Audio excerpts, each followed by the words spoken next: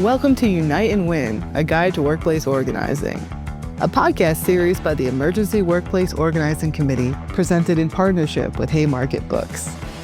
My name's Kim Kelly. Some of you may know me as Grim Kim online. I'm a labor journalist, lifelong metalhead, Philadelphia partisan, and author of 2 books on labor: Fight Like Hell, The Untold History of American Labor, and Fight to Win, Heroes of American Labor, the Young Readers Edition. Lately, I've been having some great conversations with labor organizers about their own experiences fighting like hell to organize their workplaces across industries, from education and media to fast food and nursing. These conversations are based on EWOC's Unite and Win handbook, which you heard our buddy Wes narrate. They're our way of digging into these lessons with real-world examples that help to illustrate just how much a union can help us accomplish when we come together and fight. It should come as no surprise to our dear listeners here that bosses don't exactly love unions. In fact, it's pretty common for them to union bust the hell out of our campaigns. So, how can we get ahead of that and prepare in advance for their reactions? Today's guests, Atulya Dora-Laskey and Clarissa Redwine, are going to answer that question for us. So I'm going to start things off by asking for 2 esteemed guests, could you tell me your name, your pronouns, and where you're working right now? And I'm going to start with Clarissa because I've known you for a minute. Good to see you, Kim. I'm Clarissa Redwine. I use she, her pronouns, and I cut my teeth in organizing at Kickstarter. And right now I'm working on a book and a podcast for Haymarket. Hell yeah. And Atulya? Hi, my name's Atulya Dora-Laskey, pronounced she, her. Up until a few weeks ago, I was working at Chipotle, but now I'm working to sign professors up for their union and talk to them about their issues. Sick. So I want to know from both of you what your relationship is with EWOC and how that relationship started. Yeah, so my relationship with EWOC started shortly after we unionized.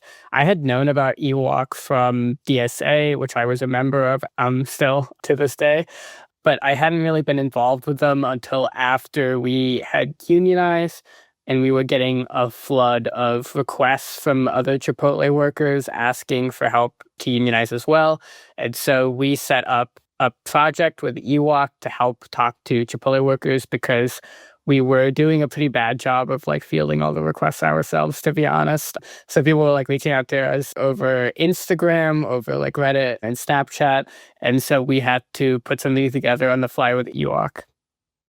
That's such a good problem to have, by the way. Yeah, I think I heard about EWOC when I was a staffer with UE. I was helping organize an underground campaign at Twitter. And yeah, that's when EWOC was sort of taking off. And it was a really great program specifically for people in the tech industry because we had so many people who were at the very beginning stages of organizing that weren't ready to affiliate, but really needed a bit of guidance and a bit of even solidarity. So I was interested in EWOC from the jump as soon as I heard about it.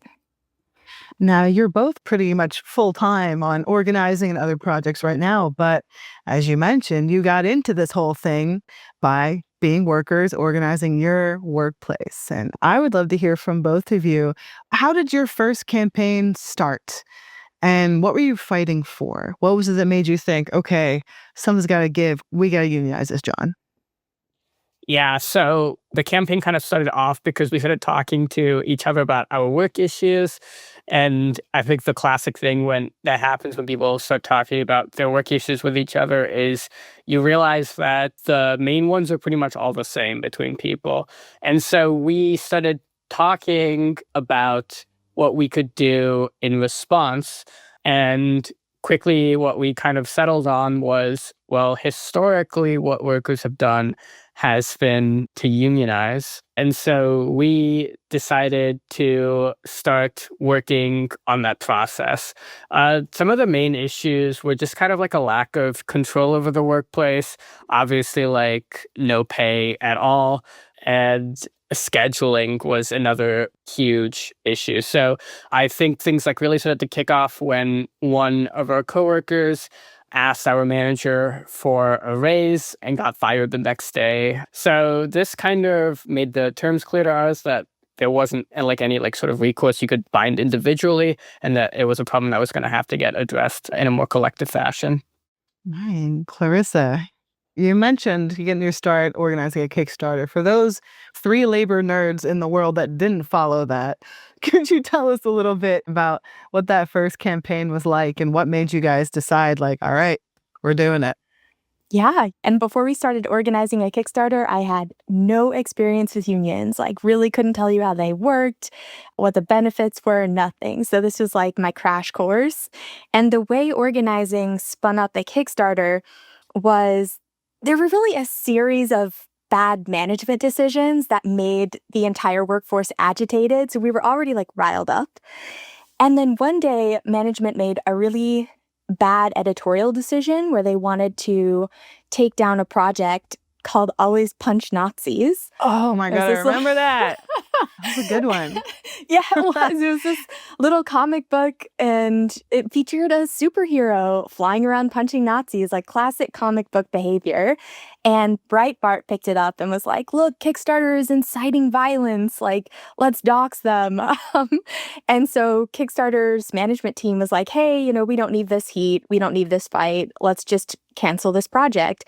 And basically, members of one of the lowest paid, most exploited teams at Kickstarter, the trust and safety team, were like, this is not cool. This does not fit the values or even the guidelines of the Kickstarter platform. We need to let this project stay up. And they kind of kicked off this organic wildcat strike vibe sort of moment where all of the workers at Kickstarter basically stopped working and demanded answers from management. And management reversed their decision. So it was a really big moment for everyone at Kickstarter to go, wow, if we stand together, we can not only stand up to management, but we can make sure that this platform that a lot of people know and love is serving the community that needs it. Nice. And now the theme of this episode is inoculation. And you both decided to go up against these gigantic companies that were probably not going to be that excited about the idea that their workers were organizing. And I assume going into it, you kind of had that in the back of your head, like, oh, they might not be thrilled about this. And your coworkers were probably thinking the same thing. So as you're starting to organize and reaching out to your other coworkers and talking to folks, what reaction did you expect to get from management and from the higher ups? And how did you prepare yourselves for what may be coming? Yeah, so we had like a bit of maybe poster brain rot, so to speak, in the sense that we were really focused on like what kind of arguments are they going to make in response to us unionizing, and like how do we counter those arguments. And so I did like a ton of research. I watched like a ton of anti-union videos to like try to get a sense of like what are the arguments that management would make in this situation. And I guess what we did not think of as much in the preparation phase was the kind of actions that they could take against us, right? So we would talk to coworkers, you would get them on board for the union, and then it comes to the inoculation part, and you think, what do you think management would like do or say in response to this, right? And that was good, even from just the standpoint of like some people hadn't really considered up until asking that management would be against it at all. And then some people had like really good points where they were like, management might like write us up, or they might schedule as like even less, which had been a retaliation technique that I had not been aware of at the time. And so we would kind of talk it through with our coworkers and be like, if this happened, like, what would you do? It's like a frightening concept to consider at first, which is like the tough part about inoculation. But then they would kind of work through it and they'd be like, I would tell the group chat, and then we would talk to the Teamsters, or we would come to some sort of like collective counteraction. And this was kind of helped in a way because we had seen this go down with our other coworker who got fired for asking for a raise. And so it was clear that the retaliation was basically going to happen whether we unionized or like whether we didn't unionize. And so at least through this method, we would have like a more collective means of dealing with it. Clarissa, does any of this sound familiar to you? I know Yeah. Kickstarter and the tech world isn't necessarily thrilled about unions in general, and you were like, hey. Yeah, totally. It's so funny. There are so many parallels, even though we had vastly different workplaces and like working conditions. The playbook is the same for how they bust these places. For us, just like Atulya mentioned, how when a worker spoke up about pay and was fired at Chipotle, when we had that big action for Always Punch Nazis, the people who led that action bore the brunt of retaliation from management. And one of the people who posted about it in our company Slack was forced out of the company. She was basically pulled into a room by herself with management and HR and berated and told that she was no longer trustworthy and forced to sign like a separation agreement. And that was in itself a bit of inoculation. Like we were like, oh, so this is how they respond to collective action. They seek out the people who are the most visible and they cut them out. And that was actually one of the things that prompted us to unionize more formally. Was we thought that we would be better protected, which in some ways we were. But yeah, there were a lot of things that management did from the jump to pour cold water on the union effort. One of the first was just giving us some of the things they heard we wanted. You know, they were listening, they were sneakily trying to have sessions with engineers and with other workers at the company that they knew were part of the union drive and saying, what can we do better here? And then they rounded us all up in a captive audience meeting and gave us those things. You know, they gave us the anonymous reporting tool that we were asking for. They gave us financial transparency that we were asking for. And that really did work to some degree. Like, some of our workers who were on the fence were like, look, they're trying, they're trying to do better. Why do we need a union? That seems extreme. But one of the things that I think was most effective in the tech industry for pulling support from a union was pretending that tech workers are not the kinds of workers that need unions. And I think almost every worker hears this, no matter how low paid you are. They're like, you're better paid than that one over there. So why do you need a union? Yeah, so that was difficult. Like a lot of tech workers thought we don't deserve a union or we aren't the kinds of workers who need unions. And inoculating against that would have been very helpful, but we just didn't get ahead of it. Right, because it's so much of the things that you're saying are sort of treated as hard quotes common knowledge in the labor world, right? Like, oh, of course they're going to pit workers against one another. Of course, certain types of workers are going to be told, oh, you don't really count. You're not like a coal miner. What do you need a union for? But why would anyone who is just a regular working class person who hasn't interacted with labor for, like, this is all brand new. Like all these new tactics, one of the only reasons that they keep working in some ways is because they're new to so many of the people they're inflicted upon. And I guess that's why it's so important for us to all keep organizing and educating and inoculating everywhere we go. Do you mind if I ask Atulya to share something before I forget it? Please do. This is our podcast. We're all in this together. Okay. I know I'm going to forget it if I don't. Atulya, whenever we do this training together, you share a graph that you share with your coworkers. Could you tell the story of like finding that graph and using it in inoculation? Yeah. So one of the most common anti-union arguments that they do is like a graph that they show of union decline. Just the idea that unions are like an outdated concept, kind of like what Clarissa is saying about, the tech workers like not needing unions. And so we had a graph of like the 20th century and the union density and the income inequality. Oh, that's a good one. A classic, one of the all-time graphs, many people are saying. And so, when union density goes down, income inequality goes up. And when union density goes up, income inequality goes down. So it's like when workers are more organized, rich people are able to extract less money from us.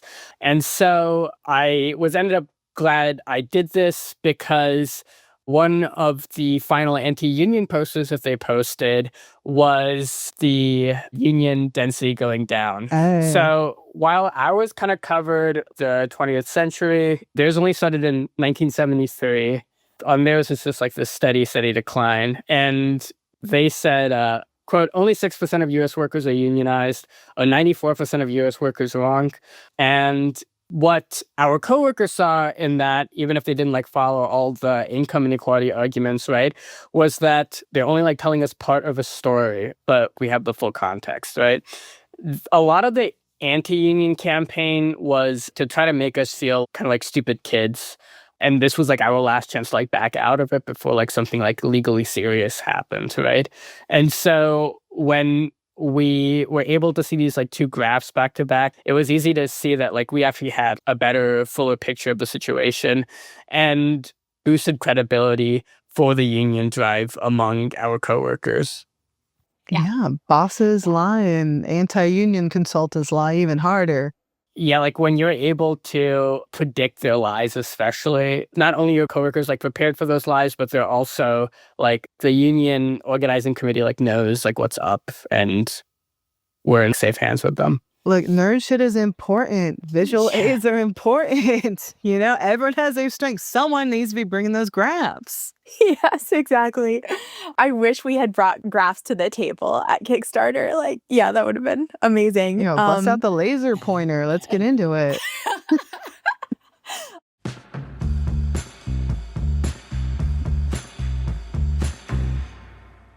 Unite and Win is presented in partnership with Haymarket Books, publisher of a wide range of essential radical books that are especially relevant to listeners like you. One that you might be interested in reading is Revolution in Seattle, a memoir by Harvey O'Connor. The Seattle General Strike of 1919 was one of the 20th century's first American citywide labor stoppages, a defiant example of workers' power in the aftermath of World War I. Recounted in gripping detail by one of the era's great labor journalists, Revolution in Seattle captures the dramatic dynamics of workers organizing strike committees to take control of their city from below. Harvey O'Connor's classic book continues to offer lessons and inspiration to today's labor militants. Find Revolution in Seattle at haymarketbooks.org, where all paperback books are 20% off every day.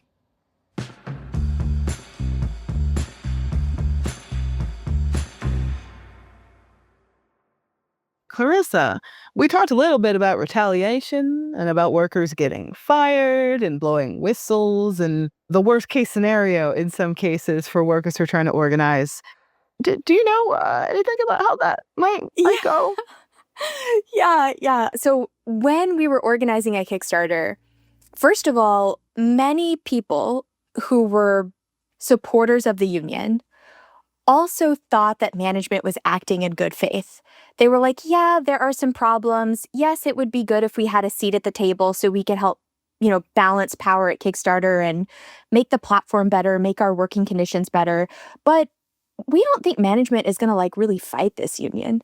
I specifically remember people having conversations of they're going to love it. They're going to be seen as these progressive leaders who have a union at their shop. I mean, they could have. They had the opportunity. You so graciously extended the opportunity. Yep. And yet, what happened next? Yeah, you'll never guess what happened next, Kim.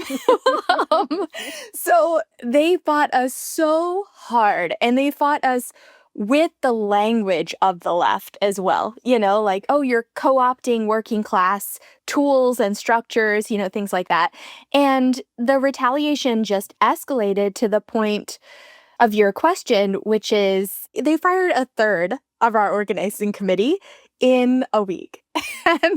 and I was the first one to go. And I have to say, I wish we had done inoculation around the real possibility of having retaliation that's related to your union activity and what we as a union would have done in that situation, because I was considered myself a really good worker, hit all my metrics, blah, blah, blah. And yeah, still had that mindset of you can't just fire people for no reason, because I had never experienced that. And yeah, that was a huge eye-opening moment. and now I am one of those organizers who never ever tells anyone they won't fire you because that's illegal.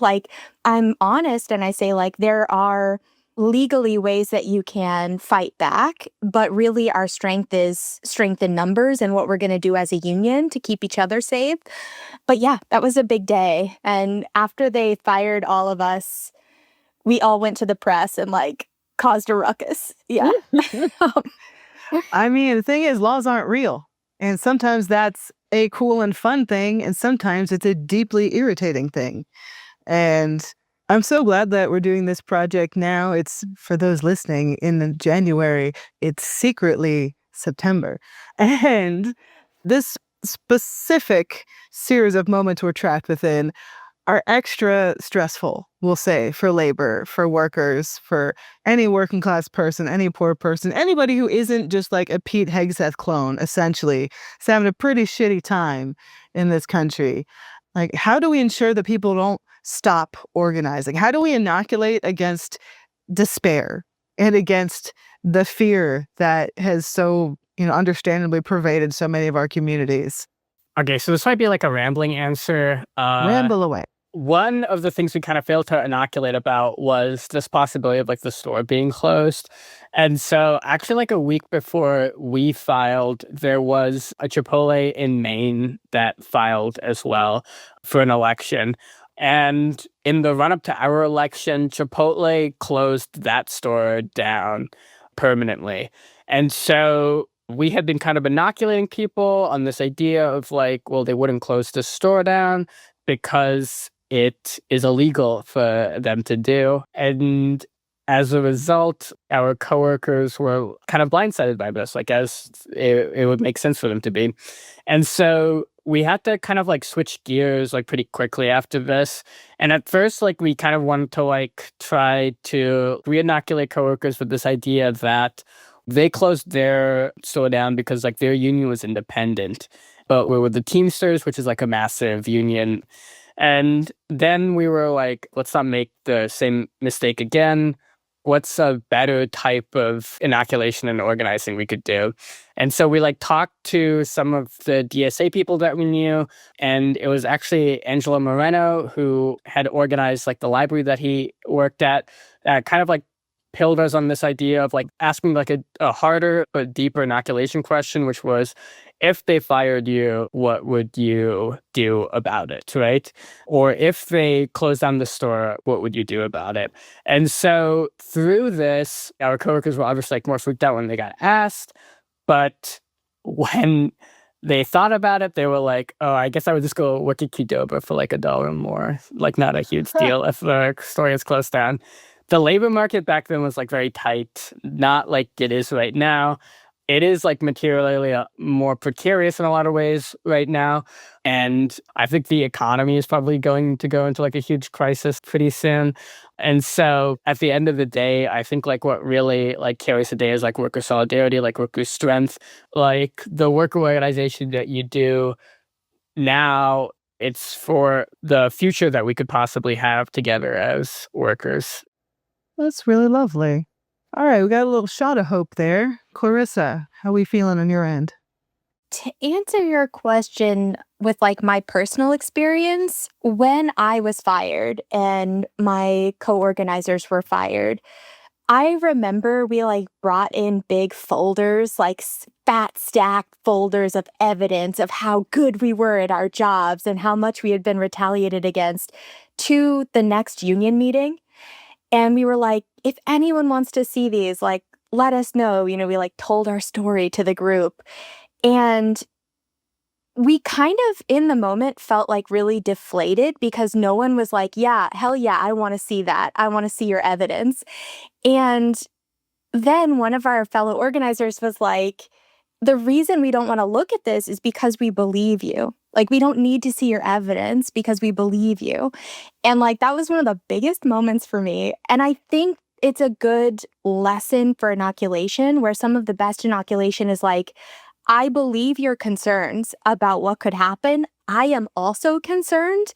Let's figure out what we would do or like what we think the boss will do so that we can be prepared, And I think like one mistake that I see new organizers do is there's this very simple thing where you're like, what do you think the boss will do? that's like part of the inoculation process, is just asking your coworker, well, what do you think they're going to do? So you can walk them through all the things you know they're going to do. But I think people sometimes forget you also are learning from the expertise of your coworker. They also see an aspect of the workplace that you don't see, and they may come up with really good theories for what the boss is going to do. So I think like that lets me have hope in this moment of like the sheer, I guess, smarts of my coworkers. I'm so glad that we had this hopeful moment. And as we near the end of our conversation, I do want to ask something a little bit, I guess, more concrete. Like, what are some strategies workers can use to stay safe and protect themselves when they're organizing now, especially those who are from more vulnerable communities, more vulnerable identities, and while they're trying to convince their coworkers to join them? Well, I could say go to an Ewok training. That would be helpful. That is legal. You can say that. Okay. I think because I was a member of the OC, we had this mentality of like, let's be as open and loud about the union as possible. And I think there is a time for that. Like, once you have strength in numbers and you've got some momentum behind the campaign, then being more visible as individuals is great. But you need to think critically about when that moment is, because if you do it too early, you're just opening yourself up to more targeted retaliation, which can not only hurt you, but really hurt the union effort if it loses some of its biggest leaders. So doing inoculation at every step of the process is really important. You know, your very first conversation with someone where you're talking about working conditions, maybe you don't even bring up the U word, but you want to say, you know, if we talk to our boss about how we're not paid for overtime, what do you think they're going to say? Like, that kind of thing is really important at every step. And then Atulya mentioned this earlier, like talking about what could happen at the worst case scenario to just get people thinking, you know what, we do have the strength together to overcome something like that. Or how can we strategize to make sure that doesn't happen because we're being a little bit smarter in our organizing, or even like taking steps a little bit more slowly so we don't bring down the full wrath of the boss quite yet. Stuff like that is really important. Atulya, what do you think?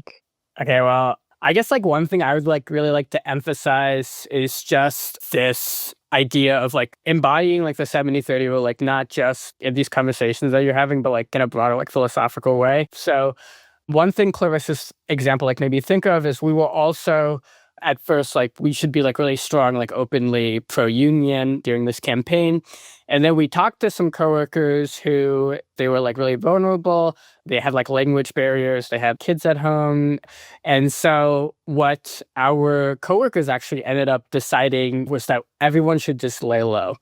And this actually turned out to be kind of like a genius strategic decision in this situation, because when they had brought in this objective union buster, it wasn't necessarily these like captured audience meetings where like everyone was in one room.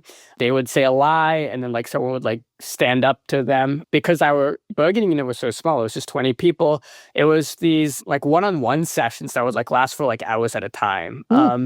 Yeah, really brutal stuff. But because everyone like laid low, the subjective union buster, this like union educator, so to speak, right, wasn't able to like get a good sense of who was like union and who wasn't. And so we actually heard from management that they were like pretty confident that they were going to like win the election up until they lost it 11-3. And what really actually paid off was they were able to like really drag out these sessions with the union buster if they were pro-union, which meant like less time targeting coworkers who had like language barriers or were vulnerable in other ways. This union buster was like telling coworkers who had language barriers, like, oh, you'll have to be paying union dues for life even after you leave Chipotle and stuff, like really like heinous lies. The other thing I would say is just like this general idea of communication. Always remember that like you guys like are the union. To put it shortly, like what ended up happening in our union situation was we had like a series of things with the Teamsters who were very supportive and were actually like kind of like winning us contract gains at the table by threatening like a mass campaign against Chipotle. So we were able to win like scheduling guarantees, just cause, stuff like that at the table, which was huge, right? And eventually like it gets down to like Chipotle's like not making any more bargaining progress. And so the Teamsters say like, forget the mass campaign, like you guys like need to go on strike at your single store. The crew members didn't really think that was like a great idea. And so what ended up happening was the Teamsters were like, okay, if you guys don't want to do that, we're just not going to bargain with Chipotle anymore until the PRO Act passes. And so this was like a real blow to like our organizing committee, and our organizing committee actually kind of like fell apart after this because people were like really demoralized. So what I want to like emphasize like with this story is that one of the biggest things I really wish we had inoculated on is like, we are the union. If we are like dissatisfied with like how things are going, either by like the company or like this bigger union that we're a part of, we can brainstorm, like take steps to do something about it. You are so good at these mic drop moments. Thanks, Kim. Those are such important points. And I think it is so valuable that you both kind of emphasize that it's not always a happy ending, right? Some people do get fired. Workplaces close. Sometimes the bad guys win, or at least they gum up the works enough where it makes it much more difficult to organize. I do increasingly believe that like no effort is wasted. I have like a lot of coworkers still who like really believe that even though the Teamsters have kind of left us in this position where like our pay is frozen and they like won't bargain with Chipotle, it was better off that we unionized in the first place, because we were having all these like discriminatory management issues, these like horrible disciplines, this like scheduling issues that were happening that did stop like after we unionized. And so a lot of our crew members think that it was so like worth it to go through this organizing process. And a lot of crew members have experienced like union organizing and are going to take that into their other workplaces, hopefully. Or maybe this is just like a copium thing, who's to say. Can I add to that? Yeah, I totally agree. And like, I think something that we can do as workers who organize is like, we can get hung up on this particular fight, this one campaign, because yeah, it is our lives. Like we do work there. We want our coworkers to immediately have a better life, or we want our platform to immediately be more ethical, whatever it is. But it's really a long haul. Like anyone who's organizing right now is part of the labor movement, and hopefully will be for the rest of their lives or the rest of their working lives. And it's so important to think about every time that you attempt to organize and attempt to challenge the boss's power and authority.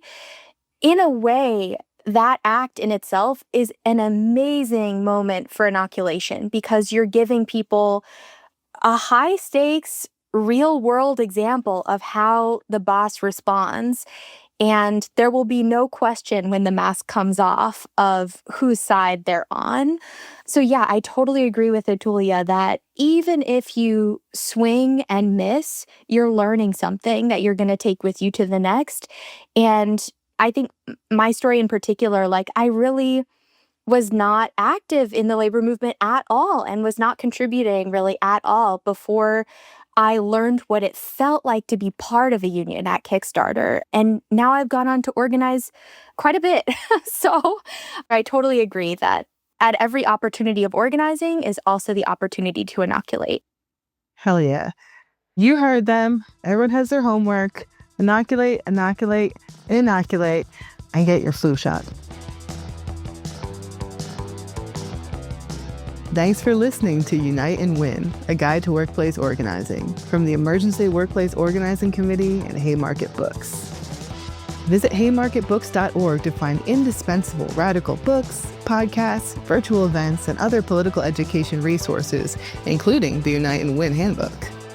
Please also consider joining the Haymarket Book Club. It's one of the best ways to support Haymarket and help fund projects like this one. I'm your host, Kim Kelly. Julia Yort is our senior producer, and Rachel Leitner is our engineer. Production support comes from Daphna Tier and Megan Swoboda. Music from Epidemic Sound.